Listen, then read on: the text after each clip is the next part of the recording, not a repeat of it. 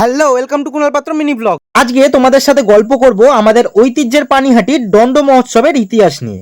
এত বড় মহোৎসব যেখানে হাজার হাজার মানুষের ভিড়, কিন্তু কেন হয় এই উৎসব, কবে থেকেই বা শুরু হলো, আর কোথায় বা হয় এই উৎসব। এইবার বলি পানিহাটি দণ্ড মহোৎসবের গল্প। পানিহাটি দণ্ড মহোৎসবে স্থানীয়দের পাশাপাশি রাজ্যের বিভিন্ন প্রান্ত থেকে মানুষ ভিড় জমান।